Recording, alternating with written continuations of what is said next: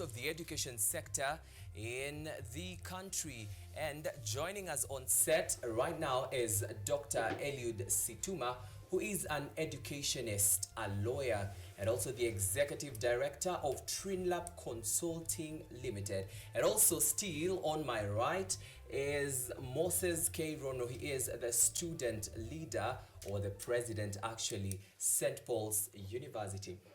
Gentlemen, welcome to studio tonight. Thank you very much. All right.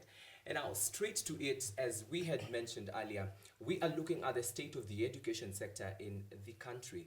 Maybe just to start with you, Daktari, by the look of things in the country, is the education sector headed the right direction or otherwise? Yeah, thank you very much, Theo and the viewers. You see, education is next to the heart of many, and especially myself as an educationist. Kenya is one of the highest ranking in terms of the education system that we put in place. And you look at exactly where we've come from, you have to look at the historical background up to where we are, looking at the milestone that we've encountered in terms of education reforms. I could say that we've been on the right path. However, there are a few teething problems, especially with the competence-based curriculum that was introduced recently. And I think in our discussion, we are likely to delve deep into that. All right. Teething problems just based on the competency-based curriculum that was introduced recently. Let's also hear from Moses. Moses, you are a student right now at the university at a tertiary level. So by the look of things, as you have been growing up to where you are, when you compare, is the state of the education in the country right now headed the right direction or otherwise? Well, I think we are on the right track, but there are some spaces and gaps that we need to fill in order to have people who are well-rounded. I think from the data and statistics of those that have graduated or gone through the system, and the very many that are still in the system, if you compare the statistics, and you will see that there are some people who have benefited from it because perhaps the system favored them, but there are very many that were not favored by the system. And so I'll say somehow it is headed in the right direction. It has served its purpose, but there are some spaces that there are gaps that we need to fill by virtue of analyzing the current trends in the world. So it's kind of outdated, but we have space to change. All right. So, Daktari, you have also shared similar sentiments with Moses. We started well, but we got somewhere, and it's like now we are headed not in the very right direction. Daktari, you've mentioned of the competency-based curriculum, and Moses has mentioned of emerging trends. Let's start with the competency-based curriculum, Daktari. What do you think we missed in terms of getting the competency-based curriculum, having in mind we benchmarked with some of the great countries like Finland? I want to believe we had stakeholders who went to Finland and they brought the system to the country. When we say things like CBC, what do you think we didn't hit right with CBC? Yeah, thank you very much, and that's really a good question. I think it's very important to put things in context. That number one, that when you want to analyze any education system in the world, you need to look at it from both the quantitative and the qualitative perspective. The bit that we've been so much inclined to, we've been inclined to quantitative aspect, looking at how many people have transited from one stage to another, how many people have scored an A and etc. However, looking at the best system in the world, is that they focus more on the qualitative aspect. And by the qualitative aspect, I imply that are we introducing an education system that is likely to attract international students? Are we introducing an education system that focuses on skills and competence, but at the same time, it doesn't do away with the knowledge acquisition? These are two important things, and I really need to emphasize this, that how much we are introducing every time we have a new education reform, one of the things that we want to cure, and always, starting from independence up to date, remember after independence, there was the Omindia Commission around 1964.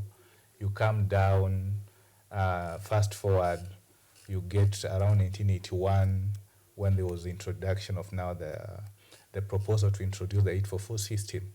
And the major problem was that there was a disconnect between the education system in that place and the labor market. Right. So when you look at those two things, the question would be now, to try and answer your question, is what could be the issue with the current CBC? I want to tell you that CBC is really modeled well. It is on the right track. However, it is about the economics bit of it. What do I imply by economics bit of it? That you need finances to roll out CBC in the right way. We are talking about a system that involves so many other stakeholders, just besides looking at the student and the teacher. We are looking at the household, we are looking at the government funding, and we are looking at all a manner of stakeholders coming together. So there are experts who did valuation, went out and say, now that we've been having an 844 system that has been specifically focusing on examination and talking about how many people have been able to score this grade, how many have we churned out, to a problem-solving kind of system where we're looking at, can these people now focus on entrepreneurship, that they could have problem-solving skills. However, to get this, you need resources. And the economics should be that looking at, before they roll out this system, was the government, did the government really listen to the experts in terms of the economics bit of it? That are we able to really fund this kind of education system? And that's the problem. That's why we are actually in a crisis. We are in a crisis because, and I'll mention all the stakeholders, because the teachers, we don't have enough teachers being employed. Number two, we are in a crisis because we don't have a sustainability plan of funding it. Just recently, I think a few weeks ago, the funding by USAID, there's this literacy plan called Tusome, which they were funding about 3 billion to Kenya Institute of Curriculum Development. It's been now stopped. So what happens? What happens is the literacy program, where a textbook, it was 1-to-1 ratio. The KICD could get how the textbooks go out and give to learners. Now, once it stops, it goes back to the exchequer. The question is, does the exchequer, does Kenyan government have the money to really fund this CBC? So that we are not only looking at the quantitative, but we are looking at the quality bit of it. So that what we are doing is the quality of learning, does it consummate with what was envisioned when the curriculum was being put in place?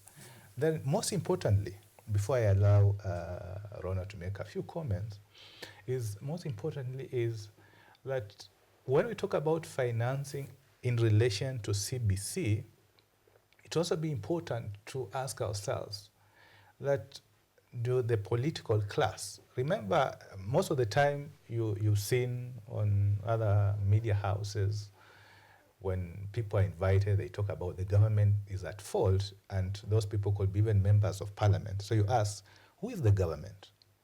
The government comprises of three arms. It comprises of the judiciary, it comprises of the executive, and it comprises of the legislature. However, it is now the prerogative of the executive to ensure implementation of this program. But they cannot implement without listening to the experts. So ultimately, where the problem is with CBC is the political class has refused to listen to the advice. Like, this program could be rolled out in stages. Remember, this is a socio-economic right as provided for within the Article 43 of our Constitution. That implies that there's a gradual expectation and of the common mwananchi of how the system is supposed to be rolled. But when you want to roll it out, so that you become popular, we are bound to fail.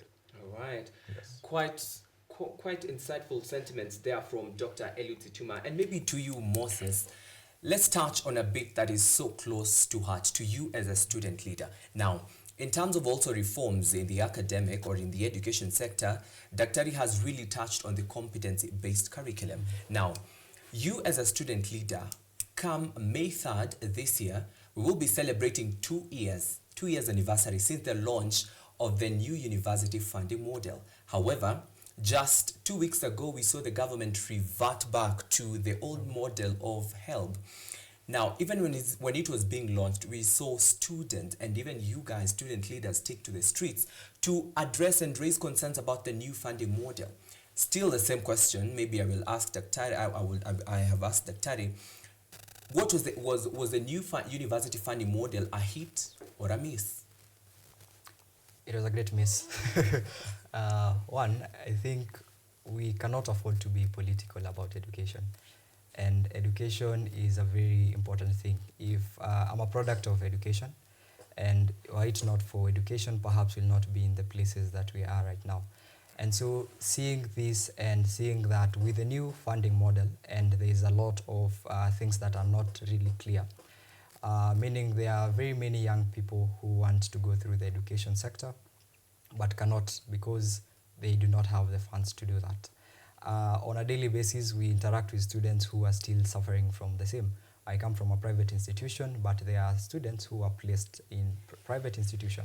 But again, the amount of money that they are supposed to pay versus the income, the household income, they are not able to afford this education. And so many of them are opting to drop out. And so if these people are dropping out and education was meant to solve the illiteracy problem that is there in the country, then I think as an education sector, that's a very big miss and we're headed in the wrong direction. There is a photo that was circulating sometimes back of this child who was looking at the graduates of a certain university. And as she was staring at them, you could see the desire to at least one day get to that place. But with a new funding model or a funding model that ensures somehow that this education becomes more expensive, then you are rest assured that this person might not really achieve the goal of that. We've been having several meetings with student leaders, some internal, that is for our institution, and most of them are citing that because of how wrong this thing is and punitive to the sense that they cannot, the parents are struggling to raise the fees. I think initially we were paying around 24,700, and we still, with the 24,700, there are students who could not afford the 24,700. And then now they're expected to pay 50,000. And I think that is a very great miss. If the education sector is meant to address the problems that are there in the country, I think with this kind of model, then we are producing more problems for our country. Because if they are illiterate, they'll resort to other measures of raising funds for themselves or ensuring that they stay alive. And if they do so, then that means we'll have very many robbers on the streets. And because they are not educated and they have not gone through the correct system. And looking at other countries that give loans to students, give bursaries and scholarship, if there's a certain, I think, law that was passed, not passed, but brought to Parliament concerning if all these funds is consolidated and now goes towards funding the education, I think we are going to have more solutions to the problems that we have as a nation. Because a woke generation is going to ensure that we do not fall for mediocrity and crown clowns. And the moment we have very many people who are not educated, then you are going to have a nation or a generation that people are going to be celebrating clowns on the streets. And so I believe if we go in this direction of making the education sector more expensive, then we are not going to get anywhere. There was a statement by one of the leaders, I won't mention who,